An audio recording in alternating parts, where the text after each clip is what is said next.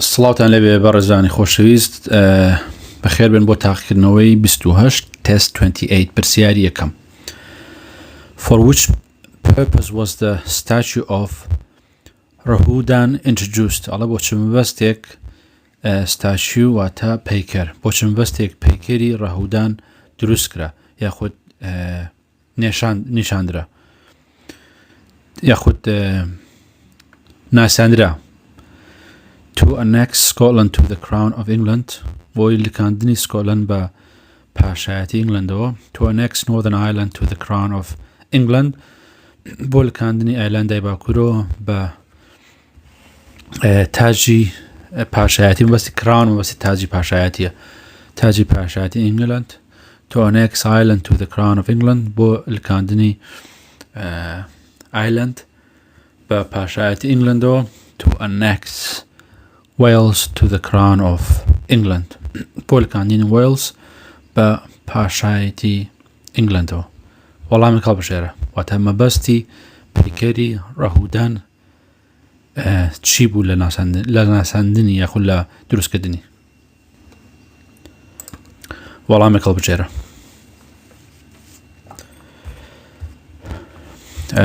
چوارەم دانەمە لە ساڵی 1284 King Edward I of England introduced the statue of Rahuda which annexed Wales to the Crown of England.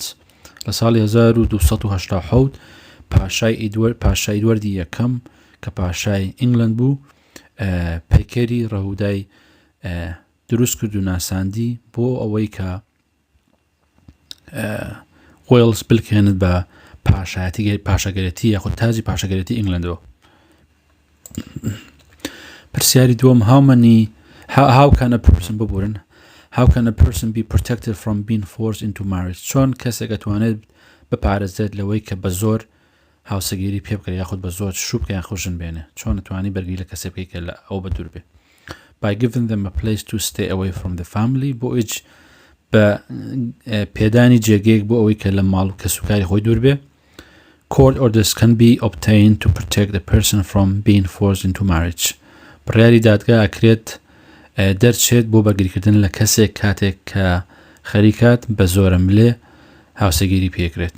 By speaking to the person's parent بە قسەکردن لەگەڵ کەسوکاری یاخود دایک و باوکی کەسەکە. There are no laws in the UK to avoid this. هیچ یاسایەک نییە لە بەریتانیا کە خۆی لەمە لابدە. کام وەڵامەیە؟ وەڵامی لەمانە هەڵبژێرە. بێگومان ئەممان بواتەوە دووەم دانەیە. Court order can be obtained to protect a person from being forced into marriage or to protect a person in a forced marriage. بڕیاری دادگا ئەکرێت دەربکرێت بۆ بەرگریکردن لە کەسێک کاتێک کە نوێ بە زۆرە ملێ بیدەن هاوسەگیری بکە یاخود کەسێک کە بە زۆرە ملێ لە ناو هاوسەگیری هەڵاوە. پرسیاری سێم When was the first tennis club founded in the UK? When was the first tennis club founded in the UK? واتە یەکەم یانەی تێنس لە بەریتانیا کەی دامەزرا؟ یەکەم یانەی تێنس کلەب واتە یانە یەکەم یانەی تێنس لە بەریتانیا کەی دامەزرا؟ 1972 1972 1962 1962 پرسیارێک هەڵبژێرە. این وەڵامێک. وەڵامی منەوە 1972. The first tennis club was founded in Leamington Spa in 1872. واتە یەکەم یانەی تێنس لە دامەزرا لە Leamington Spa کە شارێکە لە ساڵی 1972. پرسیاری چوارەم Which of the following is not classified as a criminal offence in the UK? Which of the following is not classified as a criminal offence in the UK? کامێک لەمانەی خوارەوە بە تاوان مامەڵی لەگەڵا ناکرێت یاخود بە تاوان هەژمار ناکرێت لە شانشینی یەکگرتوو لە بەریتانیا. Smoking in a public place شگەرەکێشان لە شوێنە گشتیەکان. Selling or buying drugs فرۆشتن و کڕینی دەرمانی drugs وەکو دەرمان بێهۆشگەرەکان. Carrying a weapon هەڵگرتنی چەک unfair dismissal or discrimination in a workplace. واتە دەرکردنی کەسێک لە شوێنی ئیشەکەی یاخود فەرق و جیایەتیکردنی کەسێک بە ناڕەوایی کامیان وەکو criminal offense وەکو تاوان پۆلێن ناکرێت. وەڵامێک هەڵبژێرە. چوارەمدانەیە unfair dismissal or discrimination in a workplace is classified as a civil offense.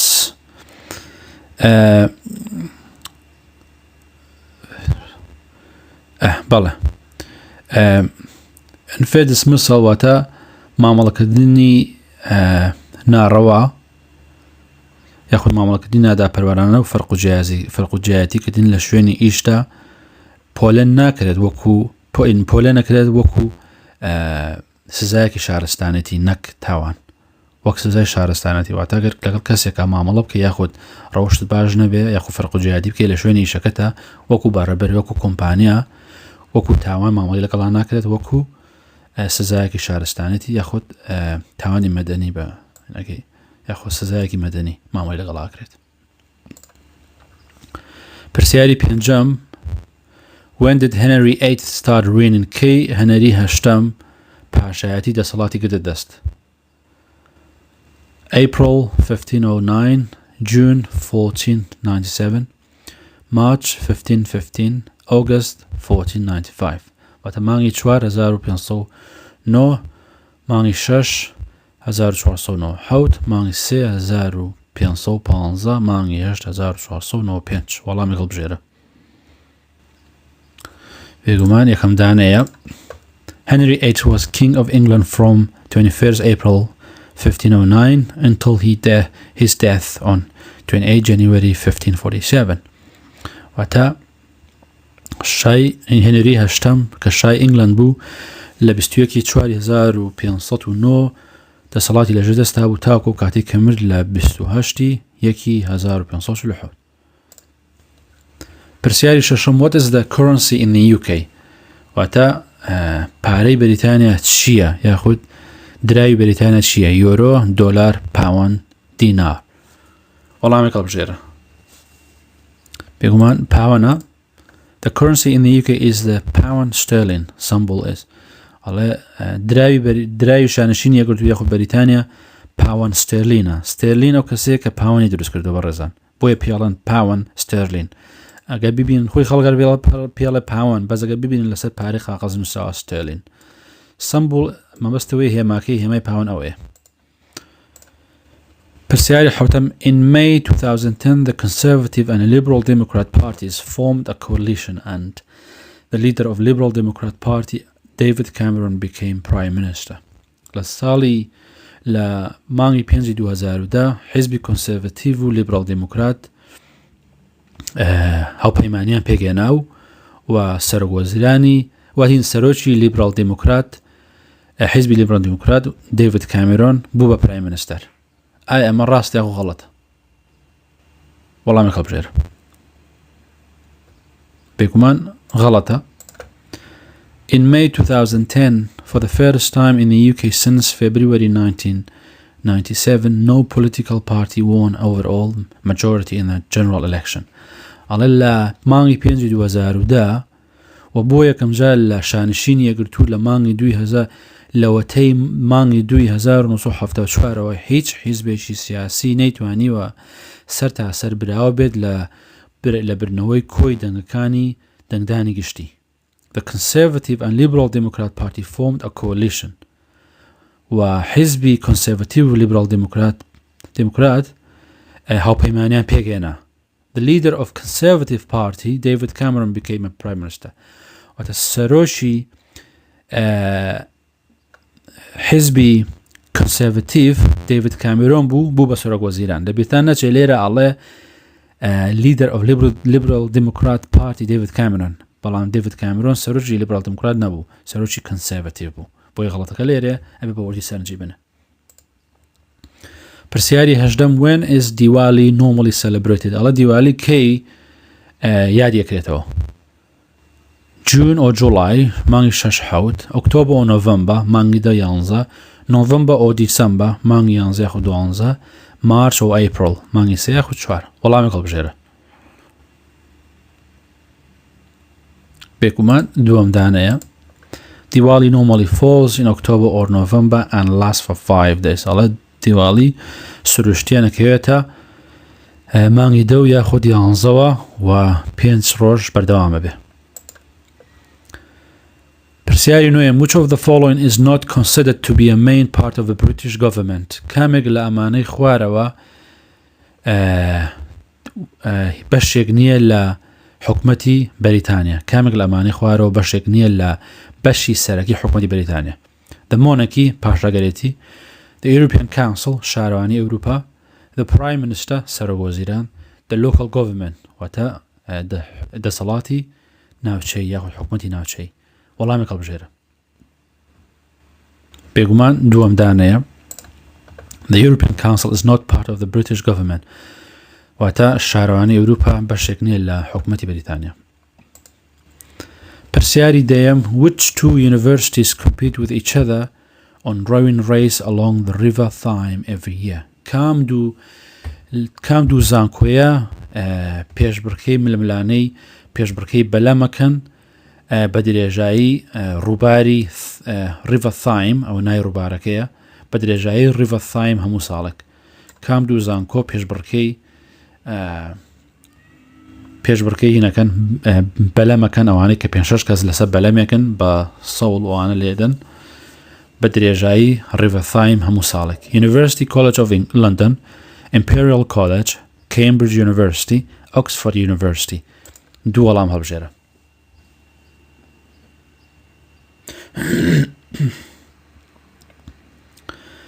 وەڵامی من سێم دانە و چوارەم دانەیە Cambridge University and Oxford University. There is a popular yearly rowing race on the Thames between Oxford and Cambridge University. This is a popular year rowing. ململانەیەکی یاخود پێشبڕکەیەکی بەلەمی ساڵانەیە کە زۆر بەناوبانگە لە ڕووباری ثایم کە لە نێوان زانکۆی ئۆکسفۆرد و کەمبریجە. What is the name of Admiral Nelson's ship؟ What is the name of Admiral Nelson's ship؟ واتە کەشتەکەی ناوی کەشتەکەی ئەدمیرال نێلسن چی بوو؟ HMS Victory، Golden Hint، Canute، Grimsby یاخود Grimsby. وەڵامی هەڵبژێرە. بێگومان یەکەم دانەیە Admiral Nelson's ship was known as the HMS Victory. ئەڵێ کەشتەکەی Admiral Nelson's ناسرا بوو بە HMS Victory. پرسیاری دوانزەم when driving in the UK where do you need to display the tax disc which shows the annual road tax has been paid؟ لە بەریتانیا لە کاتی شۆفێریە کاتێک کە پارەی ڕێگاوبانە دەی و وەرەقەیەکی تەنێ کە پێڵەن دیسک وەکو دیسک وەکو سیدی وایە کە دەری خەت و پارە داوە ئەبێ لەکوێ داینی لە سیارەکەتە. ئەو وەرەقەی کە پارەی باجی ساڵانەی جادە و پارەی ڕێگاوبانە داوە ئەبێ لەکوێ بدانی لە سیارەکەتە. Anyway inside the car لە هەر شوێنە لەناو سیارەکەیە the windscreen of the car لە پێش جامی سیارەکە the wheel of the car لە ناو ویلی سیارەکە the boot of the car لە ناو سنووقی سیارەکە. وەڵامێک هەڵبژێرە. بێگومان دوانزەیە پێ بورن پرسیاری دوانزەیە بەمەستم دووەم دانەیە when driving in the UK کاتێک لە بەریتانیا شۆفێریەکەی you must pay annual road tax پێویستە پارەی ڕێگاوبان بی and display the disc و نیشانی دەی ئەو دیسکە کە پێڵەن دیسک وەکو دیسک وایە نیشانی بی which shows that tax has been paid کە پیشانی دەکە باجەکە دراوە ئەبێ لەسەر جامەکەی دانی لە بەردەمی جامەکەی پێش لەسەر داشبۆرد دەکەێت. بەڕێزان ئەم دیسکە کاتی خۆی بوو ئێستا نەماوە ئێستا هەر لە بۆتە ڕێگەی ئۆنلاین لەبەری پۆلیس سیستەمی پۆلیس لەسەر ناو سیارەکەیە سیستەمێکی تەکنۆلۆژیای پێشکەوتوویتیایە هەر پۆلیس بەلاتە بڕۆ ئەزانێت تۆ تەکست داوە ڕۆ تەکس یا خودنا. بۆ ئێستا ئەم دیسکە نەماوە کە باسیەکەن بەڵام هەر بەشێکە لە پرسیارەکە.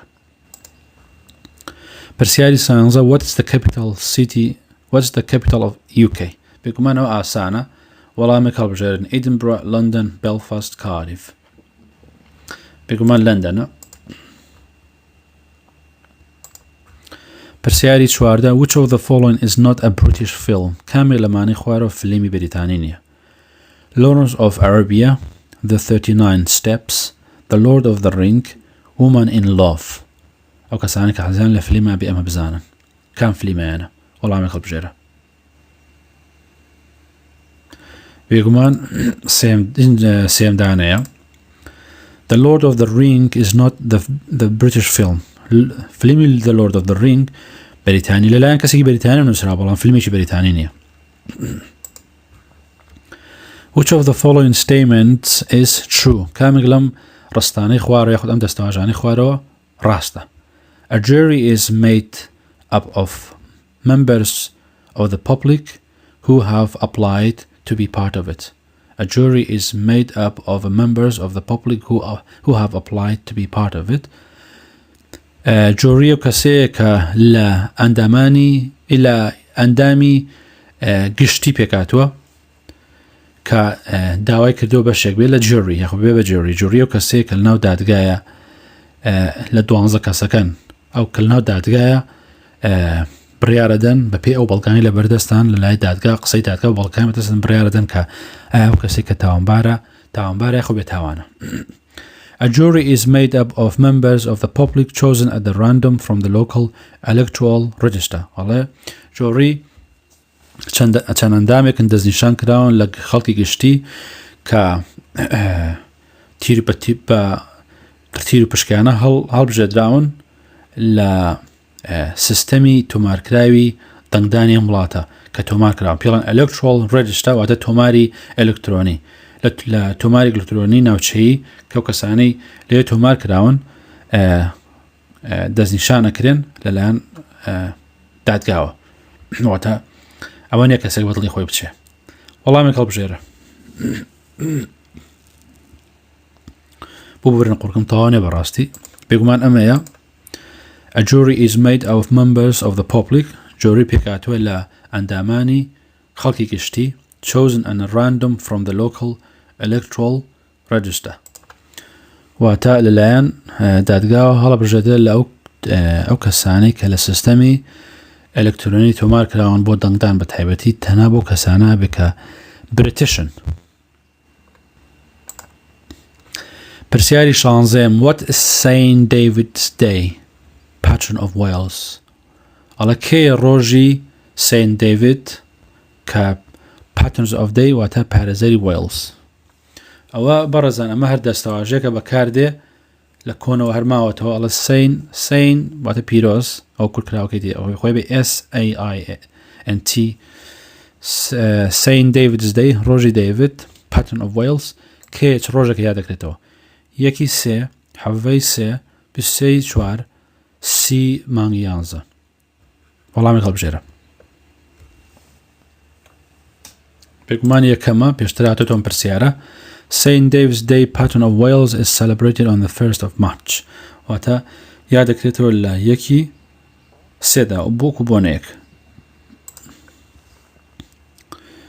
What name is given to the red flower found on the battlefields of the First World War and which people wear during Remembrance Day ئەڵە چنایەک دراوە بە ئەو گوڵە سوورەی کە دۆزرایەوە لە گۆڕەپانی جەنگ لە جەنگی جیهانی یەکەم کە ئێستا خەڵک بە ئەینێ بە سنگەوە بۆ ڕۆژی بیرهاتنەوە وەخود ڕۆژی بەراسیمی بیرهاتنەوە یاخود یاد و بیرهاتنەوەی ئەوانەی کە لە جەنگی جیهانی یەکەمە شەهید بوون ناوی ئەو گوڵە چی بوو گوڵە سوورەکە کە لەو جەنگەیە لەوێ بوو لەو شوێنەیە بوو لە گۆڕەپانی جەنگ بوو Blitz, poppies, daffodils, carnations وەڵامێک هەڵبژێرە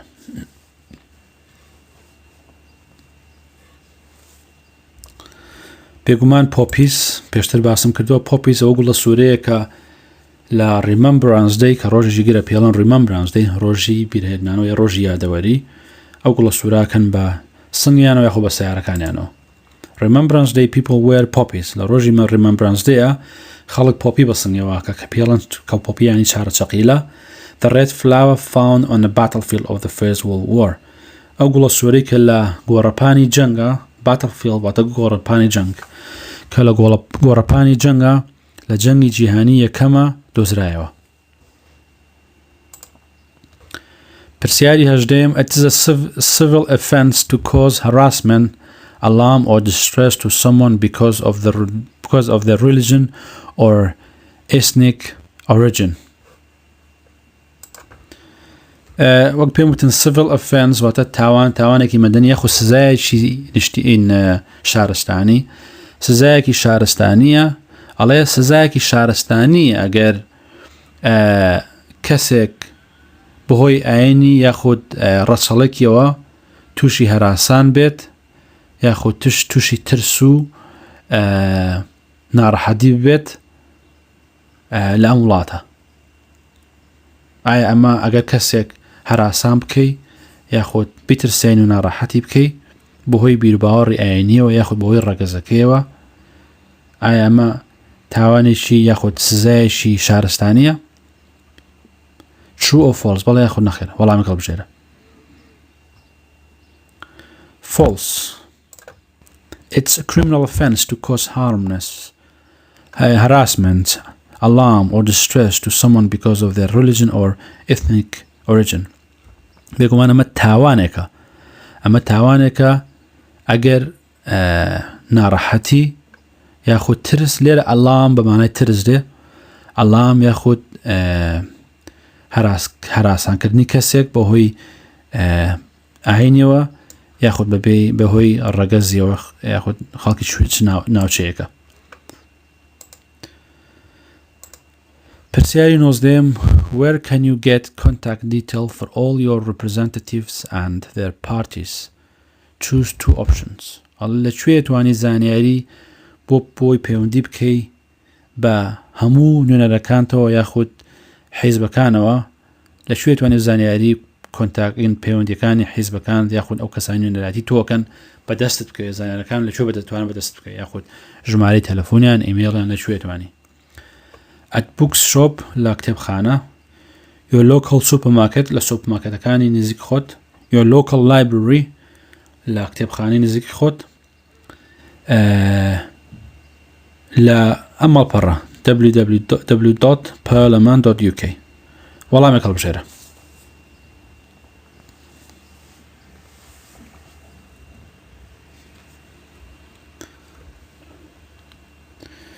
بێگومان سێم و چوارەمی بۆ بێ You can get contact details for all your representatives and their parties. ئەتوانی زانیاری پەیوەندی وەکو ژمارەی تەلەفۆن و ئیمێڵ دەستت بکەوێت بۆ نوێنەرەکانت یاخود حیزبەکانیان لە کتێبخانەی گشتی یاخود لە مەڵپەڕی پارلەمان.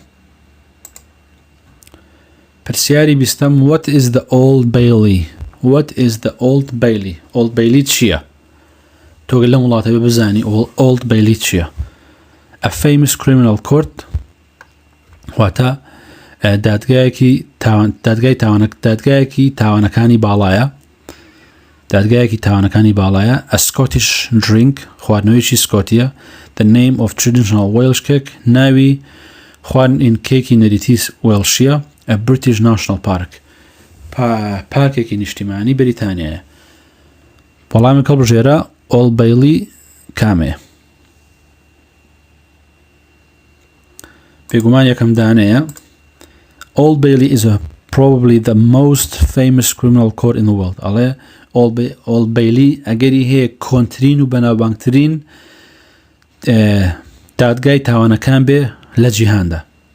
بەڕێزان Old Bailey دادگایەکە بینایەکە لە لەندەنە کۆنترین دادگای تاوانەکانە لە جیهاندا و بەناوبانگترینە. What is the name of the oldest continuously working film studio facility in the world? What is the name of the oldest continuously working film studio facility in the world? واتە کۆنترین دامەزراوەی ستۆدیۆی فلیم کە تاوەکو ئێستاش بوونی هەیە کە لە کاردایە لە جیهاندا ناوی چییە؟ کۆنترین دامەزراوەی ستۆدیۆ کە تا ئێستاش بوونی هەیە بەردەوامە لە ئیش لە جیهاندا ناوی چییە؟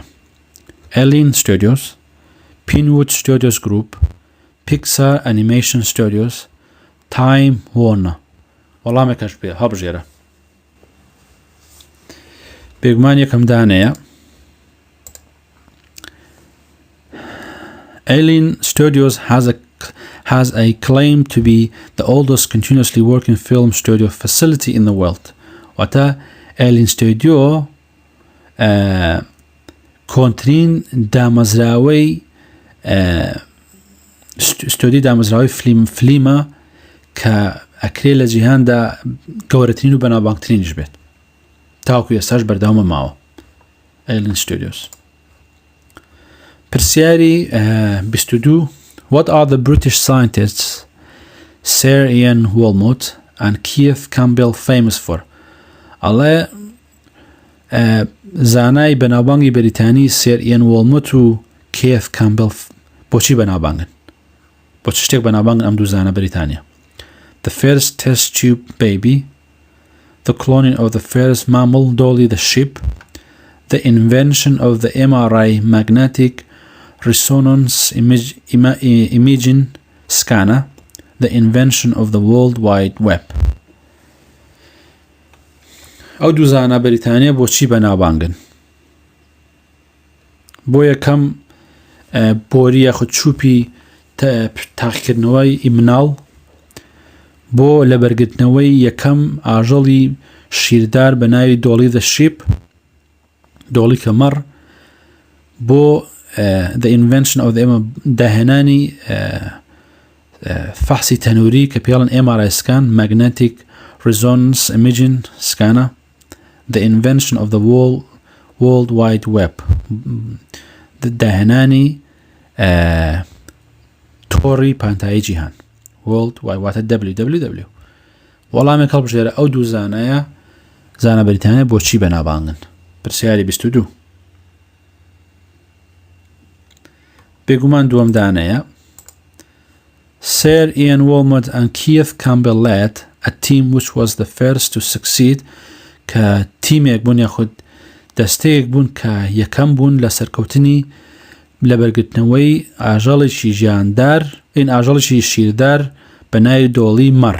واتە مەڕێکیان لەبەر مەڕێکی تر گرتەوە وەکو خۆی هەموو تایبەتمەندەکانی وەک خۆی بۆ وەک دیێنە و خوێن و حەزی خولیا و شتەکانی وەکو یەکەم بوو.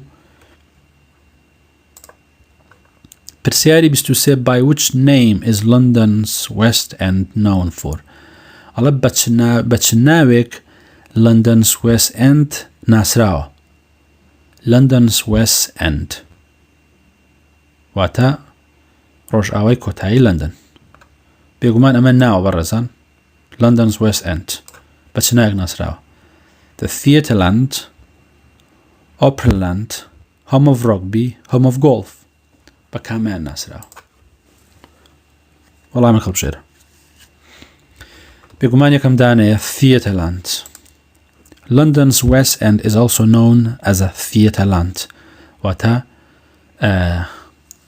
خاکی یعنی شانۆستان بەڕاستی، یعنی خاکی شانۆیی. لە بۆیە وای پێڵەن Theatreland واتە London West End ئەو ناوچەیە شانۆی زۆر لێیە، بینای شانۆگەری ئۆشتانەی سینەمای زۆر لێیە. پرسیاری 24. پرسیاری کۆتایی لە تاقیکردنەوەی 28. Which of the following was one of the commander in the defeat of the Spanish Armada and one of the founder of England's naval tradition? ئەڵێ کامێک لەمانەی خوارەوە یەکێک بوو لە فەرماندەکانیش شکست پێهێنانی کەشتەکانی سپانیا، کەشتە جەنگەکانی سپانیا کە بە ئەرماندە ناسرابوون و دامەزرێنەری نەریتی ناڤڵ بوو، نەریتی ناڤڵی ئینگلند بوو. بەڕێزان نەریتی ناڤڵی ئینگلند کە پێڵن ناڤڵ تریدیشن یاخود نەیڤی ینی هێزی سەربازی دەریا، بەڵام ناڤڵ وشەکە لە نەیڤیەوە هاتووە واتە نەریتی ناڤڵ لە بریتانە زۆ بەنامبانگە یاخود ناڤڵ تریدیشن لەبەرەوەی هەر نەریتێک لە کۆنەوە کراوە بە لە بوارەی شێواز و هەڵسکۆتنی نەریتی هێزی دەریایی بەریتانیا هەتاکو ئێستاش دووبارە کرێتەوە هەموو ساڵێک یا دەکرێتەوە وە بۆ شێوازە بەڕێوەچێت بۆیە ئەڵە کامێک لەمانەی خوارەوە which of the following was one of the command کامێک لەمانەی خوارەوە فەرماندەیەک بوو was one of the commander in the defeat ئەبوو لەو فەرماندانەی کە لە شکست خواردن بە هێزی دەریایی سپانیا کە بە ئەرماندە ناسرابوو و هەروەها دامەزرێنەری نەریتی ناڤڵی ئینگلند بوو. Alan Turing, Sir Francis Drake, James V.I. of Scotland, Oliver Cornwall. دانێک وەڵامی هەڵبژێرە. پێشترم پرسیارەمان بواتەوە ئینشاءالله لەبیرت ماوە. بێگومان Sir Francis Drake بوو. Sir Francis Drake was one of the commander. Sir Francis Drake یەکێ بوو لە فەرمانڕەواکان یاخود فەرماندەکان ببورن یەکێ بوو لە فەرماندەکان کە شکستی بە هێنا بە هێزی دەریایی ئیسپانیا هێنا بە نای ئارماندە و یەکێ بوو لە دامەزرێنەرەکانی نەریتی ناڤاڵ نەریتی هێزی دەریایی ئینگلند. ئەمە پرسیاری کۆتایی بوو هیوادارم سوودتان لێبی نەبێت.